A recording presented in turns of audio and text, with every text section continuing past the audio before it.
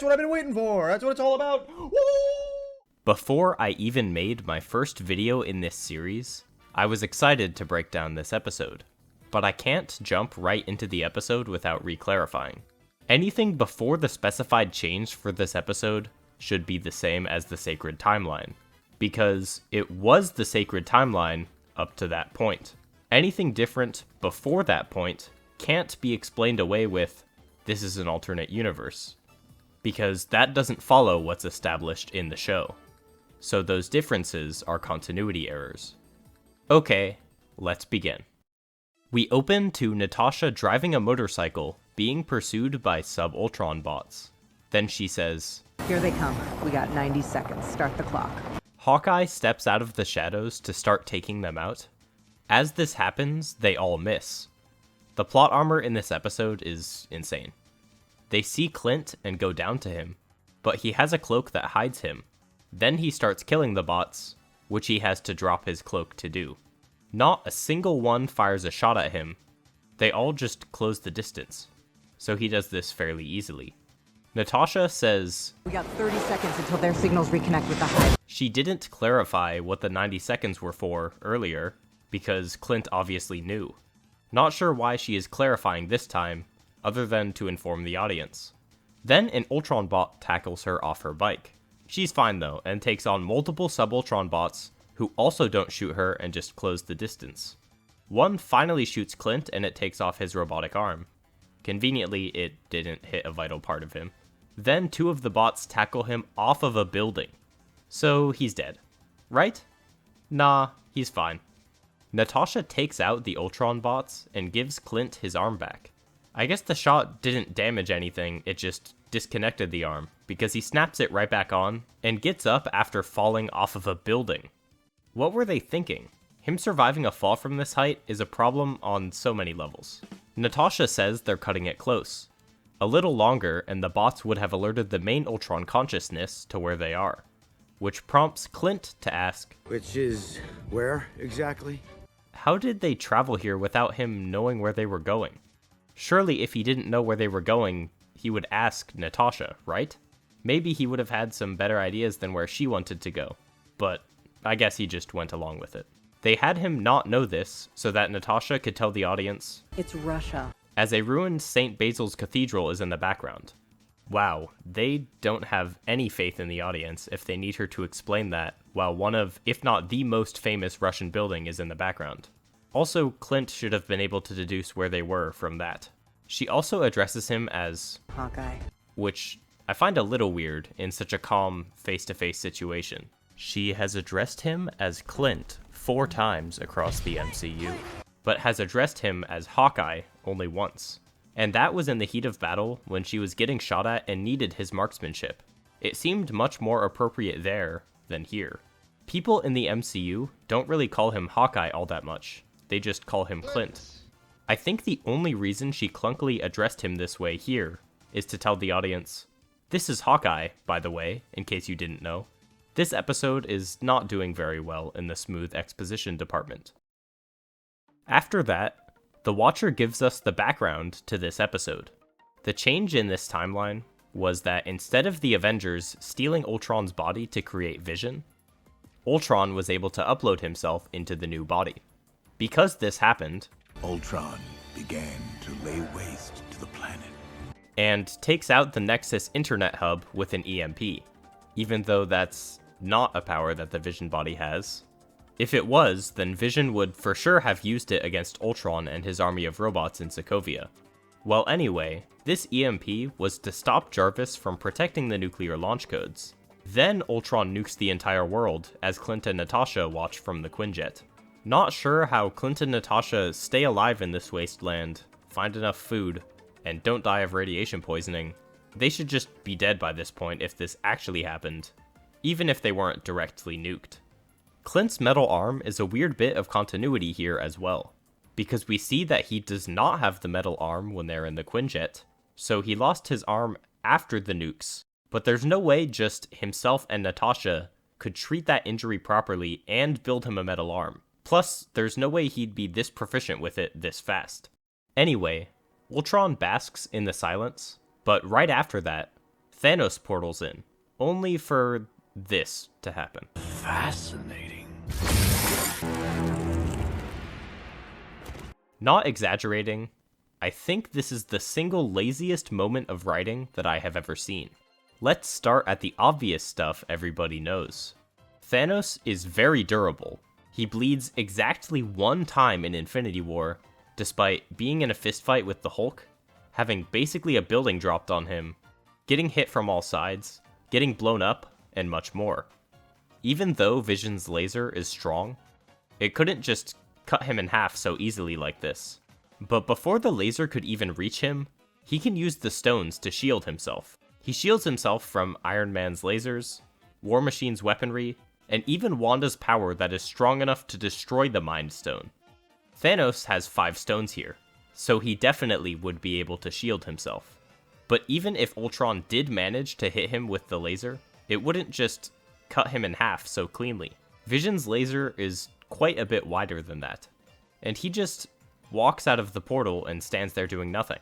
He has 5 Infinity Stones, and since Ultron is just floating there in place, he could have easily just turned him into spaghetti or blocks, phased him into the ground, pulled him into his grasp and yanked the Mind Stone out of his head, shot him with a laser, turned his laser into bubbles, blown him up, thrown a black hole at him, thrown a moon at him, crushed him, and probably more.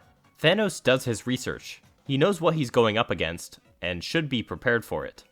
In Infinity War, he knows where all the stones are, and who to send to retrieve them. By the way, the Black Order don't appear at all in this episode, even though surely Thanos would send them down before himself, like he did in Infinity War. Ultron here is in the Vision body, which Corvus Glaive was almost able to take out with Proxima Midnight. Sending all 4 down would surely have a chance of taking out Ultron, without risking Thanos dying and losing the stones. So Thanos is definitely assassinated here. He doesn't go about this in any way even slightly resembling how he would, and doesn't even have a shred of self-preservation to shield himself from Ultron's laser.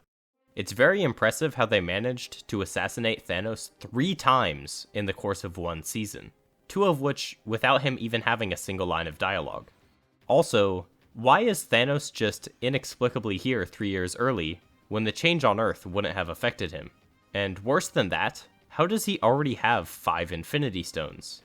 Thanos has the Power Stone, which in Infinity War was because he decimated Xandar. But later this episode, we see a fully intact Xandar that Ultron is the one to destroy. He has the Space Stone, which would require an attack on Asgard, which, again, fully intact. The Reality Stone is possible, and the Time Stone isn't impossible, I guess. I mean, the sorcerers got nuked, so maybe Thanos just found it among the wreckage somehow. It's just very, very unlikely. But the worst one is that he has the Soul Stone. This is a major problem because a little later in the episode, we see that Gamora is still alive. So Thanos could not possibly have the Soul Stone, because he hasn't sacrificed Gamora for it. But before the sacrifice, he wouldn't even know where it is if she wasn't with him. So that stone is just flat out impossible here. That's the end of the moment, but certainly not the end of the bad writing, because after this happens, Ultron uses his laser to melt the Infinity Gauntlet, even though it's made of a metal that has a melting point so high, it can only be melted in the heat of a dying star.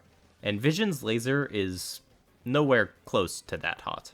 I don't even know why the writers made him do this. He could have just grabbed the stones out of their spots. After he upgrades his armor and inserts the stones, he says, Wow, I see everything. I don't recall Thanos being able to see more things when he got the stones. They grant power, not vision.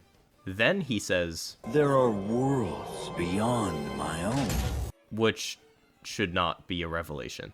Ultron before this point went through basically all intelligence on the Avengers and associated groups like S.H.I.E.L.D. He's been in everything. Files, surveillance. Probably knows more about us than we know about each other. And they have dealt with other worlds before, like in the first Avengers movie. One of the members of the Avengers is from another world. But not only that, he also escaped to the internet and is able to grab any info he wants from there. so there's nothing keeping him from knowing about other worlds. It's not like he lacks knowledge of other worlds in Age of Ultron. The reason he only cares about humanity is because protecting humanity was what he was created for. You two programmed him to protect the human race. I don't think the writers remember much about Ultron, so let's take a look at a scene to remind us what he's like. In Age of Ultron, when Ultron is starting to be uploaded into the Vision body, Wanda is able to start reading the consciousness being transferred. Then she sees a meteor slamming into Earth at breakneck speed. Up to this point, all Ultron had told the twins is that he had come to save the world and end the Avengers, which makes sense to them as they hate Stark and see the Avengers as the villains. But now, Wanda sees that Ultron's intentions don't line up with her and her brothers, and her reading this makes Ultron stand up at attention. Not sure what she read, but ready for if they turn on him. Wanda asks, How could you? To which Ultron flatly responds, How could I what? giving away as little as possible, acting like there shouldn't be anything she should be surprised about, and prompting Wanda to explain exactly what she saw. She says, You said we would destroy the Avengers, make a better world. as that was the reason they teamed up with Ultron. And in his eyes, that's still going to be the outcome of his plan. It will be better. So Wanda reveals the part he was hiding from them. When everyone is dead. An unflattering description of his plan, which angers him because of how much he has idealized this. That is not... But catches himself to be more tactful, with a framing that is exceedingly generous and is pretty much only true from his own point of view. The human race will have every opportunity to improve. The ominous wording immediately prompts Pietro to ask, And if they don't? so Ultron reveals the full extent of his goal. Ask Noah. He wants to do away with the entire old world and replace it with the new, seeing himself as this righteous figure like Noah that will carry the world past its current state into a better one. This obviously sounds insane to Wanda because she values human lives, and so she says, You're madmen. she sees the truth in who they have been following. He is not the savior they were looking for that will just take out the Avengers, but one that wants to do away with the human race entirely. He tries to make it seem like it's no big deal, There were more than a dozen extinction-level events before even the dinosaurs got theirs. that it's a normal thing to happen, and pushes that idea further, that there is a divine hand behind all of this that keeps the world from becoming too complacent. When the Earth starts to settle, God throws a stone at it. And believe me, he's winding up. Which also, considering his meteor plan, places himself in the role of the hand of God. He concludes, We have to evolve. There's no room for the weak. which is his driving motivation. So Pietro prods further at the clear unfairness of this idea, And who decides who's weak? engaging Ultron in order to distract him from Wanda freeing Cho from the hold Ultron has on her mind. But Ultron hasn't noticed yet, and answers Pietro's question, Life. Life always designs. pushing the idea of evolution, of natural selection, but seeing the irony that himself, as the leader of this culling and the new phase of humanity, doesn't exactly fit the typical idea of life. The Avengers are showing up, so Cho halts the transfer as the twins make a run for it, and in their wake, Ultron insists, They'll understand. When they see, they'll understand.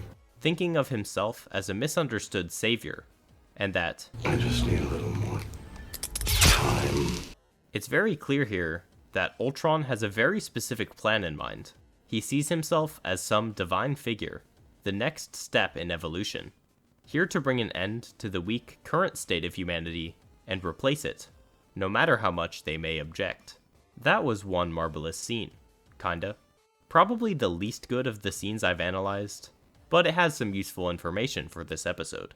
Ultron, at that point, was still trying to decipher nuclear codes, even though he has already decided on the meteor for a number of reasons. It's an idea he likes, because it's way cleaner than nuking the world, and will bring about a fresh world that he can lead as the beginning of a new human race. I think a lot about meteors, the purity of them. Boom, the end, start again. So in Age of Ultron, him trying to breach the nuclear codes was clearly a diversion. He wasn't actually planning to nuke the world. And again, his concern is with replacing humanity. This episode just has his motivation be the elimination of all life. When it wasn't that simple. This episode pays lip service to his goal of evolution, but doesn't do anything with it. And on top of all of that, they make him really dumb. He has 6 Infinity Stones, and yet the robots he makes are weak enough to die to a single arrow. The reason they were this weak in Age of Ultron is because he didn't have the Infinity Stones, and thus was limited resource-wise and time-wise on what he could make. And the purpose of the sub-Ultron boss was just to stall the Avengers so he had enough time to lift the meteor into the air. Here the robots are meant to actually hunt people down and kill them, and he can just make whatever he wants. There's no reason to make robots that are so weak. Also, why did he make them only alert him after 90 seconds? This is a completely unnecessary loophole, which is compounded by how weak the bots are. If they notified him immediately, then Clint and Nat, and thus the entire human race, would already be dead. Instead, it's possible to get found, but not have main Ultron get notified because you kill the bots fast enough. This is a design decision that only actively hinders you. I can't overstate how dumb it is. He'll only get dumber as the episode goes on. So that, along with the botching of his motivations, makes Ultron another character assassinated by the show. Ultron creates a bunch of bots and teleports all of them around to places to kill everyone there. Not sure why he does this when he could just snap to kill all life, or if the power of the stones is too limited to kill all life. We know they are powerful enough to kill at least half of it, so just snap twice. This would make him not miss anybody, so Clint and Natasha are dead and everyone loses.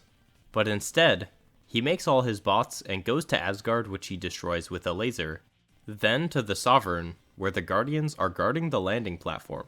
Except Guardians 2 took place in 2014, and Age of Ultron was in 2015, so the Guardians would have already ruined their reputation with the Sovereign and would not be accepted back.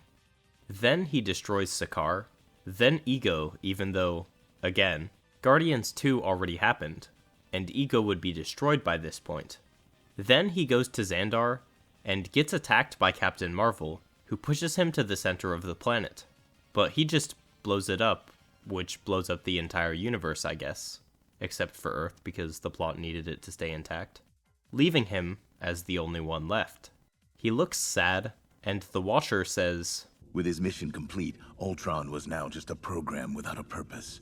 Even though Ultron's goal was to be the first in a new race of humanity, not just to have peace through nothing happening. He wouldn't just stop here. He would begin a new age led by himself, creating robots as the new humans. This is his ultimate goal in Age of Ultron. When the dust settles, the only thing living in this world will be metal. The world made clean for the new man to rebuild. I was meant to be new. But this episode doesn't seem to understand that. If Earth survived because he left it intact intentionally, surely he would go back there now and rebuild it. But he just sits alone on this random piece of rock in space. So he had no reason to not destroy Earth. The universe-wide explosion missing Earth is just a plot hole so that our heroes can survive. But as the Watcher narrates, Ultron asks, Who said that? And as the Watcher goes on, he says, Ultron ascended to a previously unattainable level of consciousness. Which is strange to me. I don't see how having the stones could lead to that. The montage that led from him getting the stones to now is an unclear period of time. But Ultron going on his rampage, and Captain Marvel hearing about this, then challenging him, can't have happened that far apart from each other, as his actions weren't exactly quiet or hidden. In Infinity War, Thanos gets the stones, and has the power of all 6 stones coursing through him. Then, is still wearing the gauntlet when he goes back to his farm planet.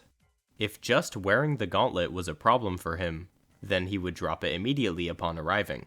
So he clearly can casually wear it just fine. It's not actively damaging like the snap was, and he likely did this often, if not all the time, in preparation for if he gets attacked. Or just because he wants to. He's even wearing the charred remains of the empty gauntlet after destroying the stones. When Tony and Nebula get found, Tony had said, "Today's day 21? No, 22.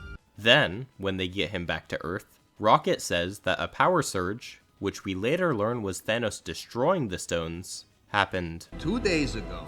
So Thanos was alone with the stones for 20 days, and did not achieve this previously unattainable level of consciousness Ultron achieved after a short time with the stones, and an even shorter time alone with them, because the writers made it up for this episode. While narrating, the Watcher says, He became aware of another. He became aware of the...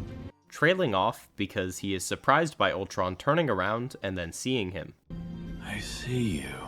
Which, after surprising him, makes him say that despite having seen everything, this is new to him. This raises a lot of questions about the nature of the Watcher. He was narrating this, trailing off before he was about to say that Ultron became aware of the Watcher. But if that's a surprise to him, then how was he in the middle of saying it? His narration doesn't make sense considering he didn't know this would happen. Also, he saw this happen last episode. Wait, what? Oh dear. Perhaps I spoke too soon. So the order of events is all out of whack. This universe's events must have already happened before last episode in order for Infinity Ultron to show up there. This is a total contradiction that they are now happening as he narrates over them, and is surprised by this thing he already saw last episode. The Watcher then remarks that such a power being unleashed upon the multiverse would be terrible, but he says there's still hope as we cut back to Natasha and Clint. They are in the KGB archives, and it's revealed through a sequence I actually really like visually, where they show up, tiny figures in the doorway, as more and more lights reveal just how many files there are to look through, not just forwards, but to the sides as well. Clint asks, So, where do we start? And Natasha answers, Just pick a box. which is insane. There's no way this place has zero organization with this many files. Surely there is a more systematic way to find what they're looking for. And even if it was completely random, they should still start at the start, because otherwise they might skip what they're looking for, or check the same boxes multiple times. Natasha finds a shield made for the Red Guardian, then asks, Is this my color? but Clint is not amused, and says, Come on. Don't try to make this fun, Nat. which is actually really in line with his character. In Endgame, when things seemed hopeless, he just ended up becoming pessimistic. Don't give me hope. So it makes sense that he would end up like that here, and says, My will to live meter is flatlining, okay? the Watcher is now here, watching over and narrating over this universe. Not a great way to hide from Ultron, considering this is exactly what allowed him to see you in the first place. But anyway, he tells us that the very next box is where what they're looking for is. But Clint gives up hope. This is pointless. Natasha tries to cheer him up and get him working at it again. He doesn't think they're going to find it. Or if they do, then it won't be for a long, long time. And he says, I'm tired, okay? We've all lost so much. which makes sense. As far as they know, they are the only two people left in the universe, which has him left thinking, I'm not sure there's anything left worth fighting for. after all, even if they do stop Ultron, what is left? Just a destroyed world and them two. Their family, friends, anyone that could help them rebuild is gone. So what is the end goal of stopping Ultron? This is actually a pretty good and in character for Clint piece of character writing. Is it possible we're seeing a good character in What If? We'll see as the episode goes on. Natasha checks the box Clint was going to check and finds that their target, Zola, is in a Hydra base in Siberia. Clint asks, Zola, what is that, an acronym? So he didn't know they were looking for Zola? Why didn't Natasha tell him this was the name they were looking for? What would he even achieve looking through these boxes without knowing what to look for? The Watcher, after seeing that, says, "There's still hope." But then, Ultron breaks through the wall of the place the Watcher watches things from. It's insane that having the Infinity Stones means he can just do this, but okay. Then Ultron says, "So many universes, they need to be silenced." Which is just directly against his character. He literally says, I think you're confusing peace with quiet. In Age of Ultron. His wording here, of the universes needing to be silenced, makes it clear that the writers just did not watch Age of Ultron before making this episode. His whole point was to improve humanity. And even if we pretend his goal was to improve life in general, he doesn't know what he's gonna find in these other universes. Maybe there's life out there even more advanced than he is. In that case, he shouldn't want to kill them. Back to Clint and Nat, they are at the base in Siberia. I guess somehow they walked the thousands of miles from Moscow to Siberia in this nuclear wasteland, because there's no vehicle parked outside. And if they hypothetically did use a vehicle, I'm not sure where they would be able to get fuel for it. Clint asks, Scans show nothing alive. You sure this is the place? Which is a dumb line, because Ultron nuked everything and has killer robots patrolling around. As far as you know, you two are the only ones left alive on Earth. And Natasha described this as an old Hydra base, where they are going to find a program that used to be a man. Not sure why you were expecting anything alive. But also, that isn't even what the scan should say. There still are things alive, because in this base, there are Winter Soldiers being kept in stasis.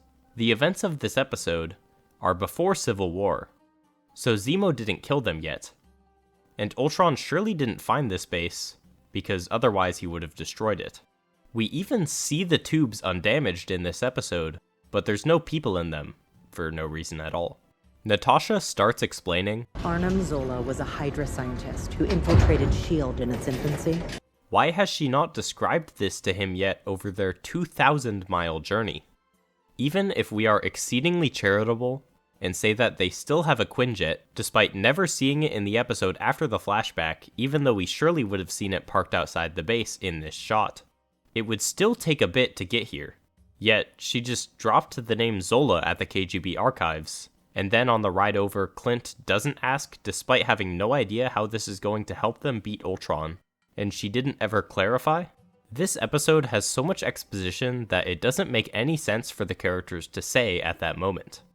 Well, they're looking for the Zola AI because apparently there was a copy here to oversee the Winter Soldier program. So they tell him they need his help, to which his response is, Even so you work for, and you know that I work for. Which is not a very Zola-like response. Sounds like something that would come out of a quippy character's mouth, not this extremely tactful genius. Then Natasha just calls Avengers Tower, and Ultron picks up. The entire Earth was nuked. I'm not sure there would be cell towers anymore, or Avengers Tower. And even if there was, I don't know why Ultron would pick up the phone for it. And even if the cell towers did still exist, how do you still have cell signal in this underground base in this remote part of Siberia? We hear the main Ultron voice. What? Who is this? Which will be important in a bit. Ultron says, Identifying your geopositional coordinates. Not sure why he said that out loud, but he's closing in fast. Natasha estimates 2 minutes until he arrives. They then download Zola into what I'm going to call a USB arrow, even though that's not exactly accurate. I don't know what type of connector this is. Not sure why they waited to do this until after Ultron was already closing in on their position, nor why Zola didn't ask what the plan was before this point. Also, when they do describe the plan to him, he says, He will not be the first genocidal megalomaniac I have had to contend with. Which is not what Zola would say about Red Skull. He didn't consider Red Skull fully sane. Sanity of the plan is of no consequence. But his goals aligned. He supported Hydra, and thus would not condemningly refer to what they were planning as genocide. Also, the copy of Zola we see in the Winter Soldier was the only one, because Pierce says, "They already cost me Zola," after Zola got destroyed. He wouldn't have said that if Hydra had the ability to back Zola up, because they would have done that beforehand. And he certainly wouldn't have said that if they already had a copy of Zola in another base. So it doesn't make sense that Zola is here. They burn the computer, then Ultron bots arrive because the main Ultron is off-world. Even though it was the main Ultron consciousness that answered the phone. Ultron only has one consciousness at any time, which can switch between bots, but not be in more than one at a time, as we see in Age of Ultron. There was no reason he wasn't capable of duplicating himself, but he likely kept it to one conscious Ultron personality, so that there is a clear hierarchy between the main consciousness and all the sub-Ultron bots. Multiple duplicates of himself might end up fighting each other for supremacy. So this Ultron voice that answered the phone was the main consciousness, despite the fact that he is not in this universe anymore. But ignoring that, he can teleport and would just teleport over here and kill Clint and Natasha himself, instead of just sending sub-Ultron bots, which then means they have no chance of winning. Well, anyway, their plan is to upload Zola into one of the sub-Ultron bots that arrives, so that that bot can transmit him into the main one. And speaking of the bots that arrive, there are not very many, despite Ultron being able to just generate them from nothing. So it's not like he's limited on numbers. And everything in the universe is dead other than these two. So it's not like his many bots on Earth would have anywhere else to be. And they just stand there looking around instead of fanning out. Then Clint shoots one in the eye with the arrow, and it starts transferring Zola. So the bots have a port behind their eyes of the same type as the arrow, and the arrow can break through the eye without damaging its own connector. Having the port behind the eye is insane. That's less of a contrivance and closer to just an outright hole. Why would Ultron ever do that when he can remotely communicate with these things? And if they did have a port, why put it in an unreachable spot? Nat uses the shield she found as if she were Cap, even though him throwing it so strongly and precisely as to hit multiple targets then come back to him is something only a super soldier could do. Then Nat is standing in the middle of a bunch of Ultron bots, but the ones behind her do nothing. Only the ones in front of her shoot, so that she can shield herself, and they all miss Clint even though he's standing still. They drag the bot with Zola in it into another room, then close the door. And Zola starts talking to them when he could have just killed them both. He has no reason to cooperate anymore, because if he kills them, then they can't pour water on him like they threatened to. The few things Zola has done or said in this episode are all out of character, so I'm adding him to the count. They shoot his legs as a precaution, even though that doesn't stop him from using his hands to shoot them, but he still cooperates and sends the signal. But then says, "The Ultron hive mind appears to be out of range," which is the only reason their plan didn't work. So apparently sub-Ultron bots can just transmit an entire AI to the main one. But why would they be able to transmit anything other than coordinates? That's all they would need to communicate to the main one, or at most, a text message. Transmitting an entire program would never be needed and is solely a security flaw. Well, anyway, they start climbing the shaft where Bucky tried to escape out of in Civil War. Even though the platforms were too far apart for any normal human to get up, Bucky was able to climb it because he's a super soldier. There's no way these two would be able to make it up this thing, especially with Nat having to carry the Zola bot all the way up. Plus, they are being pursued by tons of sub-Ultron bots. Whenever the camera looks down, they're just flowing in. But whenever it's back on Clint and Nat, they shoot at a moderate pace. Like 5 times over 5 seconds, then take a break to climb. Which is a massive disparity. They should be getting swarmed right now. Clint fires a new arrow that forms a shield, but the Ultron bots start breaking through it and shooting at them, causing Clint to start falling down and need to get caught by Nat. But he says, "I told you, I don't want to fight anymore." Then drops down, shoots an explosive arrow at the top bot, which falls down and then blows up the whole tunnel, killing all the bots with himself. Not gonna lie, Clint has some interesting character work in this episode. losing hope because there's nobody but him and Natasha left, needing her to motivate him to keep going, until eventually he doesn't want to fight anymore, seeing that if Nat tries to help him, they'll both die. So he sacrifices himself to allow her to keep fighting. He doesn't want to anymore. It's not the most complex thing in the world, but I like it, and I think this little arc is in character for him. I'm not sure I'd even call him a good character, because of how insane it is throughout the episode that he doesn't ask Nat about anything until they arrive where they're going to, and he is part of coming up with the poor plans throughout the episode. But I think the good stuff here is more than any other character this season has to offer. Natasha falls to her knees, but before she can grieve for long, Zola says, "We should keep moving. More sentries are likely on their way." Then she asks, "Why weren't you able to connect to the hive?" And Zola arrives at the conclusion, "Wherever Ultron is, it does not appear to be within the observable universe." We cut back to Ultron and the Watcher fighting, and it's basically just random stuff happening because the capabilities of these two are not defined. Then Ultron says, "All those worlds, all that suffering, and you just watched." Which is a funny line considering he wants to kill all life in the multiverse. Suffering is clearly not a concern to him. Then the Watcher makes a set of armor for himself, because he can do that I guess, and they start having a fist fight even though there are far better attacks they have already done. The Watcher has the ability to just bubble him, then send him somewhere else in the multiverse. Surely he could just send him somewhere with the Thanos that has all 6 stones, or some other powerful being, then team up, instead of just having a fist fight. Ultron grabs him and starts smashing him through universes. No idea how that works. Then he, does this.